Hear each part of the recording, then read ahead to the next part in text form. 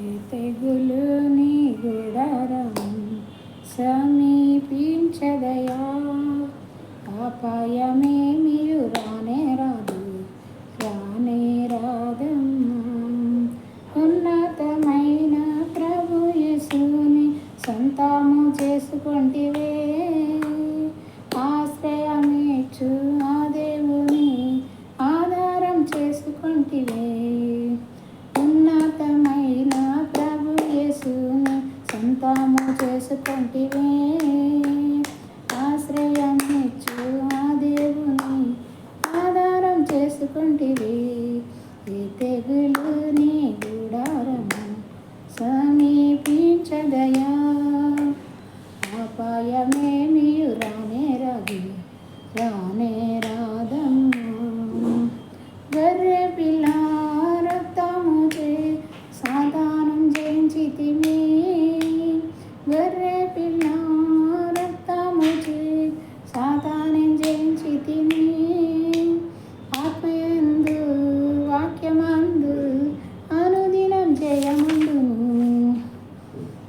ఏ తెగులు నీ గుడారము సమీపించదయా, అపాయమేమియు రానే రాదు, రానే రాదమ్మా. ప్రభు కోసము మన శ్రమలు ఎప్పుడు వ్యర్థం కావు, ప్రభు కోసము మన శ్రమలు ఎప్పుడు వ్యర్థం కావు. త్రొట్టిల్లక స్థిరముగా విరివిగా సేవ చేయుము, త్రొట్టిల్లక స్థిరముగా విరివిగా సేవ చేయుము.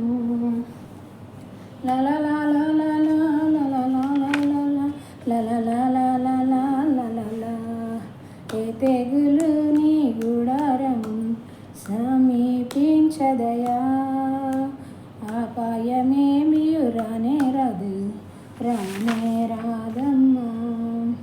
మనకైనా నివాసము పరలోకమందుండును, రాబోయేడి రక్షకుని ఎదురు చూచి వేచియుందుము.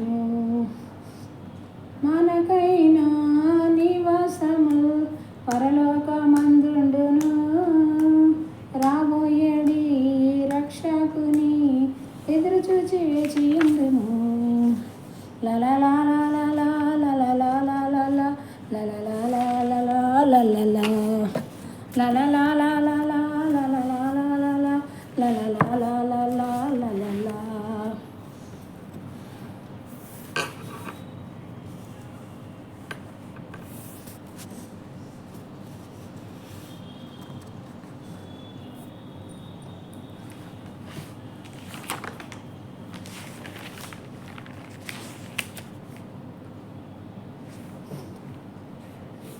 మహోన్నతుడా, పరిశుద్ధుడా, సర్వశక్తిమంతుడా, జీవం గల దేవా, పాలంతా కాచి కాపాడినవా, ఈ రాత్రికాల సమయాన్ని బట్టి కృతజ్ఞతలు.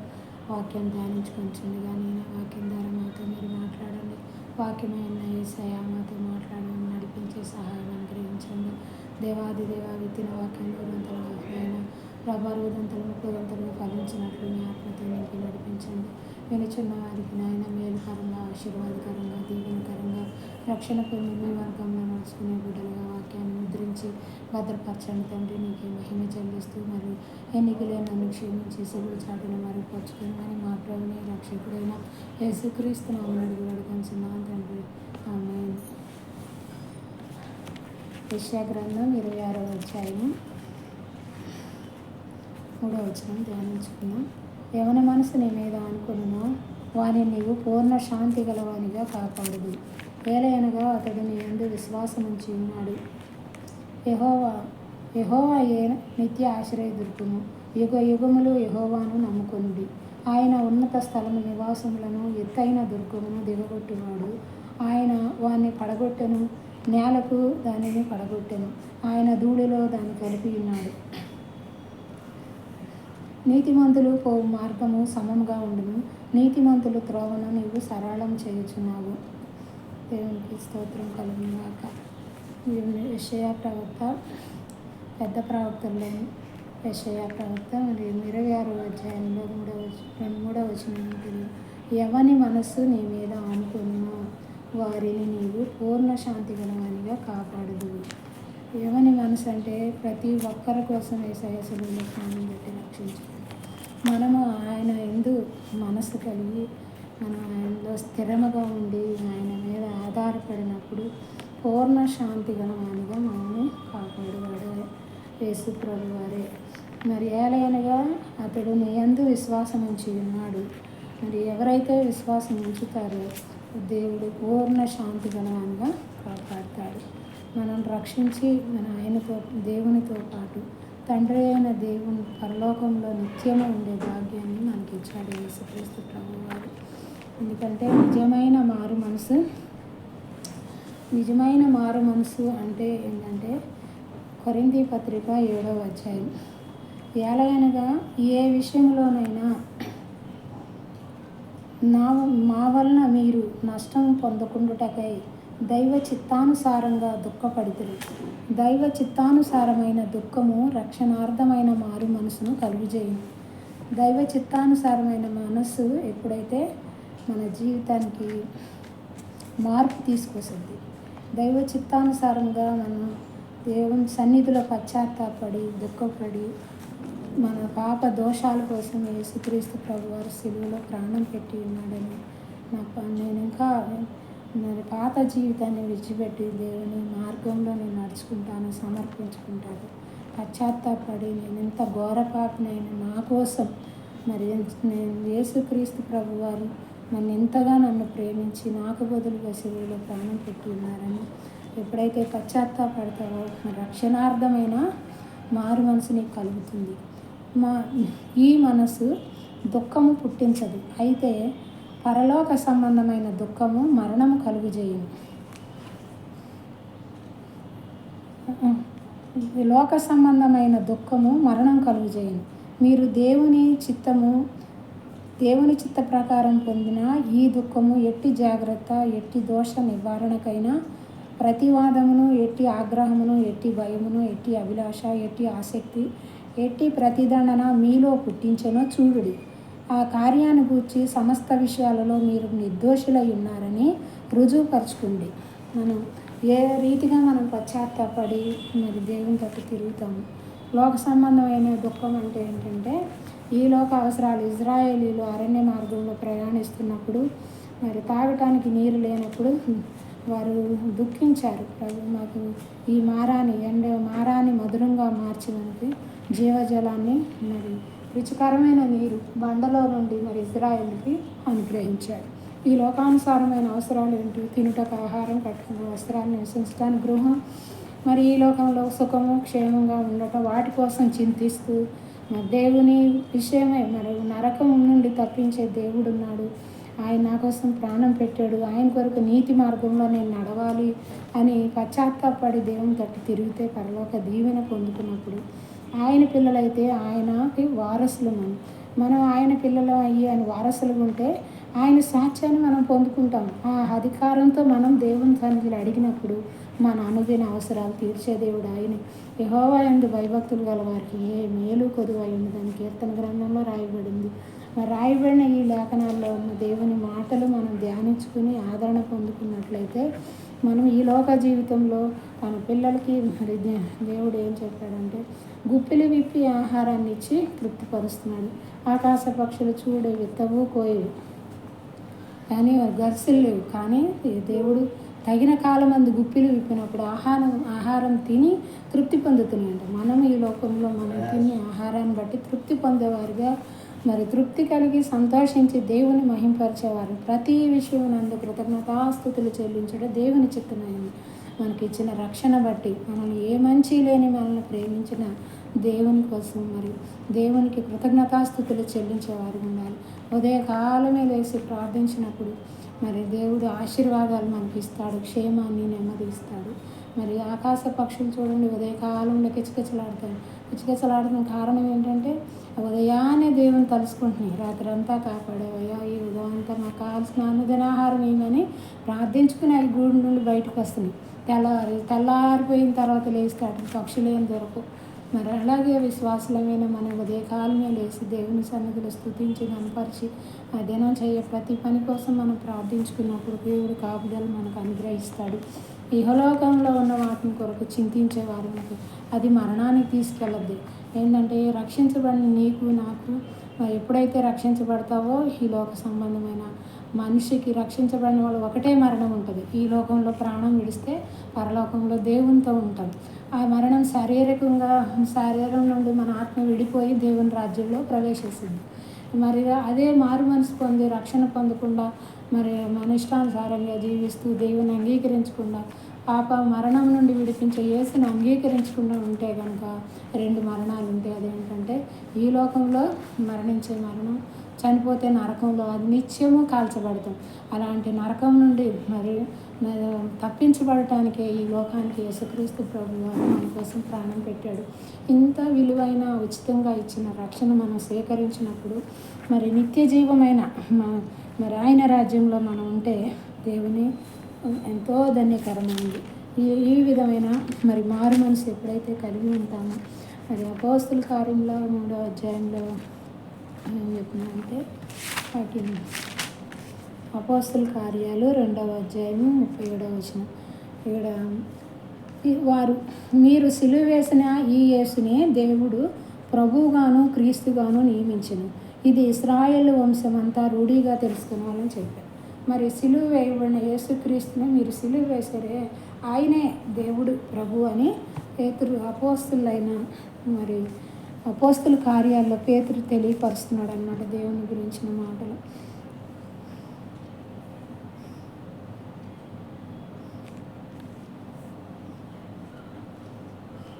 అప్పుడు అంటున్నారు, మీరు ఈ మాటలు విని హృదయంలో నొచ్చుకుని సహోదరులారా మేమేమి చేతుమని పేతురుని కడమ అపోస్తులను అడగగా, పేతురు మీరు మారు మనసు పొంది పాప క్షమాపణ నిమిత్తం ప్రతివాడు యేసుక్రీస్తు నామమున బాప్తిసం పొందుడి. పాప క్షమాపణ నిమిత్తం బాప్తిసం తీసుకుంటున్నాం. ఎందుకంటే మన పాపాలు పరిహరించడానికి ఈ లోకంలో యేసుక్రీస్తు ప్రభు వారు తప్ప ఎవరు లేరు. ఎందుకంటే భూమి మీద ఎన్నో నామాలు ఉన్నాయి. అన్ని నామముల కంటే పైనామం యేసుక్రీస్తు నామం. ఆయన నామంలోనే మన కోసం ప్రాణం పెట్టి రక్షించిన యేసుక్రీస్తు నామంలోనే మనకి రక్షణ, పాప క్షమాపణ, విడుదల, స్వస్థత ఉందన్నమాట.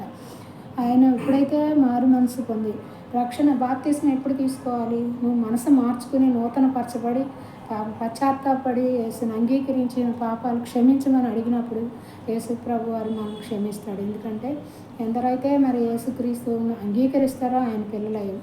యేసుక్రీస్తే ప్రభువు అయిన దేవుడు అని గుర్తిస్తారు. తండ్రి అయిన దేవుని చేత ఆయన తిరిగి లేచాడని, ఆయన సజీవంగా పరలోకానికి ఆరోహణమయ్యాడని, ఆయన మరలా తిరిగి వస్తాడు, 2వ రాకడలో మనం తీసుకెళ్తాడని ఎవరైతే సిద్ధపాటు కలిగి ఉంటారో వారిలే దేవుని రాజ్యంలో ఉంటారన్నమాట. మనం ప్రతి దినం కూడా రక్షణ పొందాలి. ఎందుకంటే అనుదినం చేసే ప్రతి పనిలోనూ, మాటల్లో, క్రియల్లో, చూపుల్లో ఎక్కడ తప్పిపోయాము ప్రతిరోజు సరిదిద్దుకుంటూ సాయంత్రం ప్రార్థన చేసుకుని మనం పడకలు చేరాలి, దేవుని స్తుతించుకోవాలి అనే పనుల్లో తోడైండి అనుదినం పోషించి కాపాడుతున్న దేవుని స్తుతించుకోవాలి. అప్పుడు ఇక్కడ ఉన్న ప్రతివాడు యేసుక్రీస్తు నామం బాప్తిసం పొందుడి. యేసు అంటే రక్షకుడు, క్రీస్తు అంటే అభిషేక్తుడు, దేవుని చేత అభిషేకించబడి లోకానికి పంపబడ్డాడు యేసుక్రీస్తు ప్రభువారు. మరి తండ్రి చేత అద్వితీయ సత్యదేవుడు అయిన యేసుక్రీస్తు ప్రభు వారిని ఏకైక కుమారుడని ఎవరైతే విశ్వసిస్తారో వారికి నిత్య జీవం కలుగుతుంది. యోహాను సువార్త 17వ అధ్యాయంలో వచనంలో తెలియపరచబడుతుంది అన్నమాట. అప్పుడు మన పాపాలు మనం క్షమించాడని గుర్తుగా బాప్తిజం తీసుకుంటున్నాం. ఎప్పుడైతే నీ పాప క్షమాపణ గుర్తుగా మరి బాప్తిజం తీసుకుని ఆయన పిల్లలుగా ఉన్నామో మరి పరిశుద్ధాత్మను మీరు పరిశుద్ధాత్మనే వరాన్ని పొందుకుంటారు.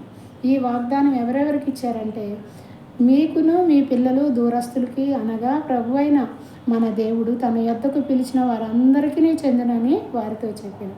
మరి యేసుక్రీస్తు ప్రభు పక్షపాతం లేని దేవుడు అందరికీ, మానవాళ్ళందరి కోసం ప్రాణం పెట్టాడు. ఎవరైతే విశ్వసిస్తారో యేసుక్రీస్తు ప్రభు వారికే రక్షణ కలుగుతుంది. అందరి కోసం మరి ప్రాణం పెట్టాడు. కానీ ఎవరైతే విశ్వసించి మరి బాప్టిజం తీసుకుని పరిశుద్ధాత్మ అనే వరాన్ని పొందుకుంటారో దేవుని చేత నువ్వు ముద్రించబడ్డావు. ఆయన ఆత్మను మనకు సంచకరువుగా ఉంచాడు. ఎందుకంటే ప్రతిదిన ఈ లోకంలో మనం జీవిస్తున్నాం. లోకాధికారి అయిన అపవాది చేతిలో పడకుండా లోక పాపంలో నశించిపోకుండా మనల్ని కాపాడుతూ పరిశుద్ధాత్మ దేవుడు యేసుక్రీస్తు పోలికలోకి మనల్ని నడిపిస్తూ తప్పు మార్గానికి పోకుండా మనల్ని గద్దిస్తూ సరిచేస్తూ ముందుకు నడిపిస్తూ ఉంటాడు. ఆయన ఆత్మచేత మనం ఎప్పుడైతే నడిపించబడతారో వారు దేవుని కుమారులై ఉంటారని వాక్యం తెలియపరచబడుతుంది. మనం ఆయన పిల్లలం, ఇది గుర్తుంచుకోవాలి. ఈ సత్యాన్ని తెలుసుకోకుండా మనం కొన్ని సమస్యలు వచ్చినప్పుడు మనం కుంగిపోతూ ఉంటాం. కుంగిపోక సమస్య వచ్చినప్పుడు దేవుని సన్నిధికి వెళ్ళి ప్రార్థించాలి. ఎక్కడైతే 2-3 నా నామాన్ని కూడి ఉంటారో వారి మధ్య నేను ఉంటాను అన్నాడు యేసుక్రీస్తు ప్రభువారు. ఎందుకంటే ఆయన నేను మీకు సదాకాలం తోడుకుంటాను అన్నాడు. మత్తయి సువార్తలో తెలియపరచబడ్డాడు 28వ అధ్యాయంలో 19వ వచనంలో ఏమనంటే, మరి నేను సర్వాధికారం భూమి అందే కానీ ఆకాశం అందే కానీ సర్వాధికారం పొందుకున్నాను అన్నాడు యేసుక్రీస్తు ప్రభువారు. సిలువలో ప్రాణం పెట్టి తిరిగి మరి లేచిన తర్వాత శిష్యులకు కనబడి మరి అప్పటికి 3 సార్లు కనిపించారు. మరి ఆ రీతి 40 దినాలు ఉండి ఏ సంగతులు అయితే తెలియపరిచి సిద్ధపాటుతో ఉండాలో దేవుని ఆత్మతో నింపబడటానికి మీరు యెరూషలేములో కనిపెట్టుకుని ఉండండి, శక్తి పొందుకుంటారని. పరిశుద్ధాత్మ శక్తిని నువ్వు ఎప్పుడైతే పొందుకుంటావో ఆయన బిడ్డగా ముద్రించబడ్డావు. నీవు నీ సొత్తు కాదు, ఎందుకంటే ఆయన వెల చెల్లించి ఆయన సొత్తుగా చేసుకున్నాడు. మనం ఆయనకి ఇష్టంగా జీవించటానికే భూమి మీద మనం జన్మింపచేశాడు కనుక మనం ఆయనకి చెందిన పిల్లలు. మన దేహం దేవుని ఆలయం. ఈ దేహాన్ని చెరిపివేసుకోకుండా ఈ దేహంలో దేవుడు ఉండేటట్లుగా ఆయన దుఃఖపరిచేవారు ఉండకుండా ఆయనకి ఇష్టలుగా ఉంటే ఆయన మన హృదయమనే దేవాలయంలో ఉంటానన్నాడు. మనం కదులుచున్న మందిరాలుగా మనం చేశాడు యేసుక్రీస్తు ప్రభువారు. ఆయన గురించి సాక్ష్యం ఇచ్చేవారు. ఎందుకంటే ఇది శుభకరమైనది. ఎందుకంటే పాపాల కోసం ఎన్నో భక్తి కార్యాలు చేస్తూ మరి నీళ్ళల్లో పుణ్య నదుల్లో మునిగితే మన పాపాలు పోతాయి అనుకుంటున్నారు, కానీ మన స్వభావంలో మార్పు రావట్లేదు. కారణం ఏంటంటే దేవుడు వేసిన పవిత్ర రక్తాన్ని చిందిస్తేనే పాపాలకి పరిహారం అని ఉంది వాక్యం. మరి పాపం పరిహరించబడాలి అంటే పరిశుద్ధ రక్తం చిందించబడాలి. ఆ రక్తాన్ని చిందించడానికే యవనస్తుడిగా ఉన్న 33 ఏళ్ల వయసులో మరి ఏ పాపము ఎరుగని యేసుక్రీస్తు ప్రభువారు మరి యవ్వన ప్రాయంలో మన కోసం బలియాగమయ్యాడు. ఏ పాపం ఎరుగను అని మన పాపం తీసివేయడానికే అని మన కృతజ్ఞతతో అంతవరకు నమ్మకం ఉంటే మనకు ఒక రివార్డ్ ఏముందంటే నిత్యము పరలోకంలో ఉండే భాగ్యాన్ని మనకి ఇచ్చాడు. ఈ లోకంలో శ్రమలు, కష్టాలు, ఇబ్బందులు, ఎందుకంటే పరీక్ష ఓర్పు పుట్టిస్తుంది. ఓర్పు మనకు ద్రోహ కార్యాలు చేయకుండా కాపాడబడుతుంది అన్నమాట. మరి దేవుని అందు నిరీక్షణతో ఓర్చుకుంటున్నాం. లోకం మన పిచ్చివాళ్ళు అనుకోవచ్చు, కానీ దేవుడు మన కోసం ఏం సిద్ధపరిచాడంటే మనకు తెలుసు. అవి దేవుని యందు భయభక్తులు గల వారికి ఏమి సిద్ధపరిచాడు అవి కంటికి కనపడవు, చెవికి వినపడవు, కానీ హృదయానికి అగోచరం కానీ దేవుని ఆత్మతో నింపబడిన ఆయన పిల్లలకి ప్రత్యక్షపరచుకున్నాడు. ఏంటంటే మన కోసం జీవ కిరీటాన్ని ఇచ్చాడు. ఆ కిరీటాన్ని అధికారాన్ని దొంగిలించడానికి అపవాది లోకాశలు చూపిస్తూ ఉంటుంది, మోసం చేస్తూ ఉంటుంది. అటు మోసంలో మనం పడిపోకుండా దేవుని మార్గం నడుచుకోవటానికి పరిశుద్ధాత్మ ఆదరణకర్తని సంచకరువుగా మనకు ఉంచి మరి నడిపించే దేవుడు. మరి ఆయన వచ్చి తీసుకెళ్తానన్నాడు. మనం ఆయనకు చెందినవారు, మనం అపవాదికి చెందిన వారం కాము. ఎందుకంటే ముద్ర వేసి భద్రపరిచి కాపాడుతున్నాడని గుర్తించుకుని మనం నడుచుకున్నట్లయితే ప్రతిదానికి ఒక నియమము, నిబంధనలు ఉన్నాయి. దేవుడు ఆజ్ఞలు ఇచ్చాడు, వాటి ప్రకారంగా మనం నడుచుకోవాలి. ఇంకోటి ఏమంటున్నా అంటే 40వ వచనంలో, ఇకను అనేక విధములైన మాటలతో సాక్ష్యం ఇచ్చి మీరు మూర్ఖులకు ఈ తరం వారికి వేరే రక్షణ పొందుడని వారిని హెచ్చరించను. మరి యేసుక్రీస్తు ప్రభు వారిని మీరు సిలువ వేశారు, ఆయనే యేసుక్రీస్తు ప్రభు వారిని తెలియపరిచినప్పుడు అయ్యో అని వారి తప్పిదాన్ని గ్రహించి పశ్చాత్తాపడి మేము ఏం చేయాలంటే మీరు మారు మనసు పొంది పాపాలు ఒప్పుకుని క్షమాపణ పొందుకుని బాప్తిజం తీసుకుంటే మీరు పరిశుద్ధాత్మన వరాన్ని పొందుకుంటారు. పొందుకున్నాక ఏం చేయమంటున్నాడు? ఈ లోకవస్తుల వైపు, లోకంలో నుండి వేరవ్వమంటున్నాడు. అంటే వేరవటం అంటే లోక ఆచారమైన జీవితం, లోక పద్ధతులు, లోకంలో పాపంలో పడిపోయిన వాటి నుండి దూరం అవ్వాలి. ఎప్పుడైతే సంపూర్ణంగా మరి దేవుని వైపు తిరిగినప్పుడు మనం దేవుని పిల్లలుగా మనం కొనసాగగలుగుతాం. అయితే మీరు ఈ మూర్ఖులకు ఈ తరం వారికి వేరే రక్షణ పొందుడని హెచ్చరించాను. ఇంకా రక్షణ పొందుకోకుండా సహోదరుడా సహోదరి ఇంకా రక్షణ పొందకుండా నిర్లక్ష్యంగా వాయిదా వేస్తున్నాము. నేడే రక్షణ దినం, ఇదే అనుకూలమైన సమయం. దేవుడు పిలుస్తున్నాడు. ఇప్పుడైనా మారు మనసు పొంది యేసునందు విశ్వాసం ఉంచి రక్షణ పొందు ఆయన మార్గంలో నడుచుకో. యేసుక్రీస్తు నామంలో నడుచుకునేవారు దైవ మార్గంలో నడుచుకునే మంచి మార్గమే అది. మంచి మార్గంలో నడవటానికే ఇష్టం లేక లోకంలో ఉన్న లోక కోరికలు జీవిస్తూ మరి నశించిపోకుండా ఇంకా సమయం లేదు, ఇప్పుడైనా దేవుణ్ణి విశ్వసించినట్టయితే ధన్యుడు నీవు. ఇంకా రక్షించబట్టమే కాకుండా మీరు అపోస్తుల బోధ యందును సహవాసమందు రొట్టె విరుచుట యందును ప్రార్థన చేయట యందును ఎడతెగక ఉండుడి. దేవుని బోధ, అపోస్తుల బోధ, 12 మంది శిష్యులు అపోస్తులు అనమాట. దేవుని చేత పిలువబడి పంపబడిన వారు. దేవుడు నిన్ను నన్ను కూడా పిలుచుకున్నాడు, రక్షణ ఇచ్చాడు. ప్రతి ఒక్కరికి కూడా దేవుడు మరి సువార్తను ప్రకటించాడు. నమ్మి బాప్తిసం పొందిన వాడు రక్షించబడు, నమ్మని వారికి శిక్ష విధించబడదు. మార్కు సువార్త 16వ అధ్యాయం 17-18 వచనాల్లో తెలియపరచబడింది. ఎందుకంటే మనకి ఇచ్చి ఊరికే రక్షణ ఇచ్చేసి వదిలిపెట్టలేం. నేను ఒక ఆజ్ఞాపించాడు. మీరు నేనే ఏ సంగతులు అయితే తెలియపరిచానో అవన్నీ కూడా మీరు బోధించి తెలియపరిచి వారిని నా శిష్యులుగా చేయండి. యేసుక్రీస్తు శిష్యులుగా చేయాలి. వాళ్ళు కూడా రక్షించబడి, ఆయన శిష్యుడు అంటే ఏంటి? గురువు ఏదైతే చెప్తారో ఉపాధ్యాయులు వాటిని అనుసరించిన వాడే శిష్యుడు. మరి మన గురువు యేసు ప్రభు వారు కాబట్టి ఆయన మాటల్లో మనం అనుసరించి ఆయన శిష్యులుగా మనం వెంబడిస్తే రక్షించబడతాం. ఇదిగో యుగాలు నేను మీకు తోడుకుంటానన్నాడు. ఇది గుర్తుపెట్టుకోవాలి. యేసుక్రీస్తు మార్గంలో నడుచుకుంటున్నప్పుడు మనకి ఈ లోకానుసారమైన స్నేహితులు దూరం అయిపోవాలి. దేవుడు దూరం అయిపోతున్నప్పుడు చాలా ఒంటరిగా ఉండి బాధపడుతూ ఉంటాం. ఎందుకంటే లోక స్నేహం దేవునికి వైరమని వాక్యం సెలవిస్తుంది. లోకానితో స్నేహం చేస్తూ దేవుని బిడ్డగా ఉండాలంటే అది అసాధ్యం. కనుక ఎవరైతే లోక స్నేహం చేస్తూ లోకానుసారంగా ఉంటారో వారిలో దేవుని తండ్రి ప్రేమ వానిలో ఉండదని తెలియపరిచాడనమాట. అందుకని మనం ఆయన క్రమంలో ఉండాలంటే అపోస్తుల బోధ యందు సహవాసం, దేవుని సహవాసంలో కొనసాగాలి. ఎవరైతే రక్షించబడతారో దేవుని పిల్లలకు గుర్తు ఏంటంటే దేవుడు చెప్పింది, మీరు నాకు పిల్లలై ఉంటారు, నేను మీకు దేవుడినై ఉంటాను, విశ్రాంతి దినం పరిశుద్ధ దినంగా గణపరచమని యేసుక్రీస్తు ప్రభు వారు అన్నారు. మనం విశ్రాంతి దినం పరిశుద్ధ దినంగా గణపరిచి దేవుని ఆశీర్వాదం పొందుకుంటాకి వారం అంతా చేసిన పనులు దేవుడు మనకి సహాయం చేసాడని కృతజ్ఞత ఎప్పుడైతే తెలియపరచడానికి దేవుని మందిరానికి వెళ్తున్నాం, అక్కడ మనల్ని దేవుడు దీవిస్తాడనమాట. అదే మనకి గుర్తు, దేవుని పిల్లలమని గుర్తు. మందిరానికి వెళ్ళామంటే దేవుడు అదే మనకు ముద్ర, సూచన అని తెలియపరచాడు.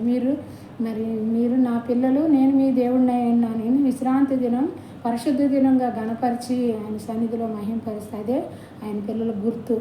అది ముద్ర మనకి. మనం ఈ లోకంలో ఆయన పిల్లలను ముద్ర వేయబడ్డాం.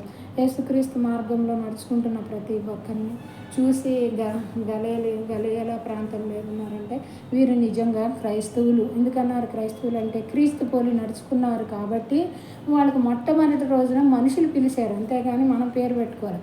క్రీస్తు పోలి ఎవరైతే నడుచుకుంటారో వారు క్రైస్తవులు. ఆయన పోలికి ఏముంది?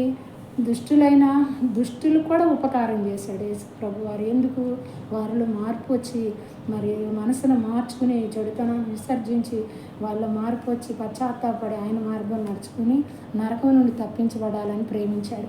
మరి దుష్టులను మనం ద్వేషించేవారుగా ఉంటాం, వాళ్ళ తప్పులు ఎత్తిపట్టేవారుగా ఉంటాం. వారి దోషాలను దేవుని సన్నిధిలో మనం క్షమాపణ అడిగి ఆ దుష్టుల నుండి, ఆ దుష్ట పనులు చేయించే దురాత్మ విడుదల పొందాలని మనం ప్రార్థన చేయాలి.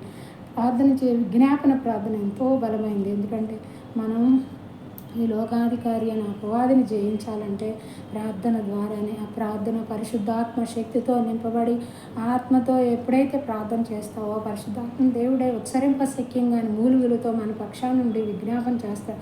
ఆ భాష సాతానుకు తెలియదు, అందుకని దేవుడు భాషల ద్వారా ప్రార్థన నడిపింపిస్తాడు. ఆ సాతాను కట్టులు తెగిపోతాయి అన్నమాట, విడుదల పొందుతారు. ప్రజల్లో పశ్చాత్తాపం కలుగుద్ది. ఎప్పుడైతే తమ అపరాధాలు ఇది తప్పు అని వాళ్ళు గుర్తించకుండానే మరి తప్పు మార్గంలో నడుస్తున్నారు. అది గ్రహించాలంటే ఏం చేయాలి? దేవుని మనసు వచ్చినప్పుడే, దేవుడు దర్శించినప్పుడే వాళ్ళు తప్పు ఏంటో గ్రహించగలుగుతారు. అందుకే వాక్యం మనం ధ్యానించినప్పుడు, వాక్యం నిన్ను గుచ్చుకున్నప్పుడు దేవుడు నీతో మాట్లాడుతున్నాడని గ్రహించాలి. మనం వాక్యం ధ్యానం చేసినప్పుడు వాక్యం దేవుడై ఉన్నాడు కనుక దేవుడు నీతో మాట్లాడుతున్నాడు. ఆ మాటకు స్పందించి విధేయత చూపినట్టయితే మనం ధన్యులు. ఇంకోటి దేవునితో సహవాసం, రొట్టె విరుచుట యందు ప్రార్థన చేయటం ఎడతెగకుండా. ఎడతెగక అంటే 24 గంటలు ప్రార్థన చేసుకోమని కాదు. 24 గంటలు మన బాధ్యత సక్రమంగా మరి నెరవేర్చుకోవాలి. అది నీతియుక్తమైనదిగా ఉండాలి, పరిశుద్ధమైనదిగా ఉండాలి, ఆశీర్వాదకరమైనదిగా ఉండాలి. మన సహవాసం, మన సంభాషణ, మన జీవితం, మన నడక, మన ప్రవర్తన అంతా కూడా దేవునికి ఇష్టంగా ఉండేటట్టు ఉంటుంటే నువ్వు దేవుని బిడ్డవే. మరి అలాగూ ఆ దేవునితో ప్రతిదినం సహవాసం ఏంటంటే దేవునితో గడపాలి. ఒక సమయం పెట్టుకుని దేవుని సందులో వాక్యం ధ్యానించి ఆ వాక్యానికి విధేయత చూపి సమర్పించుకుని మరి ఆయన ఏం చెప్తున్నాడో దాన్ని స్పందించి దాని ప్రకారం నడుచుకుంటే మరి దేవుడు ఆయన గైడెన్స్ ఇచ్చి నడిపిస్తాడు. మరి ప్రార్థన చేయడం ఎందు ఎడతెగక ఉండాలి. ప్రతి విషయం దేవుని దగ్గరికి వెళ్ళి సమస్య వచ్చినప్పుడు ప్రార్థన చేయాలి. సంతోషం వచ్చినప్పుడు కృతజ్ఞత మరి స్తుతులు చెల్లించి కీర్తనలు పాడుకోమని మరి వాక్యం తెలియపరచబడుతుంది. యాకోబు రాసిన పత్రికలో మరి దేవుని సేవకులు వాళ్ళ మాదిరికరమైన జీవితాన్ని మనం చూసి అనుసరించాలి.